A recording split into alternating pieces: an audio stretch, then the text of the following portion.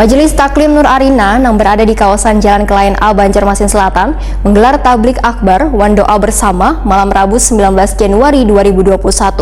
Doa bersama wan solawat ini dilakukan untuk mendoakan bubuhan warga Banua yang sedang tertimpa musibah. Majelis Taklim Nur Arina yang berada di kawasan Jalan Kelayan A, Banjarmasin Selatan menggelar tablik akbar wan doa bersama malam Rabu 19 Januari 2021.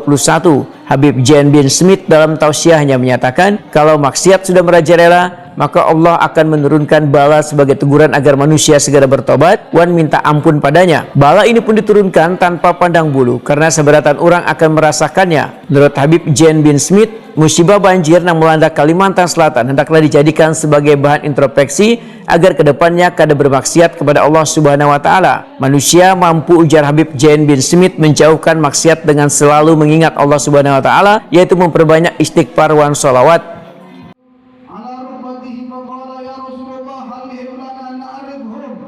Datang seorang badui menghadap Rasul sallallahu alaihi wasallam seraya mengatakan, ya Rasulullah, halihim lana na'rifhum, berikan gambaran-gambaran mereka yang telah akan mendapatkan kenikmatan di sisi Allah. Wajah mereka memancarkan cahaya dan mereka diberikan tempat duduk yang terbuat dari mutiara. Apa jawab Nabi sallallahu alaihi wasallam? Humul mutahabbuna fillah. Mereka adalah orang satu golongan, satu kaum yang saling cinta karena Allah, dan mereka hadir di majlis zikir ataupun majlis taklim.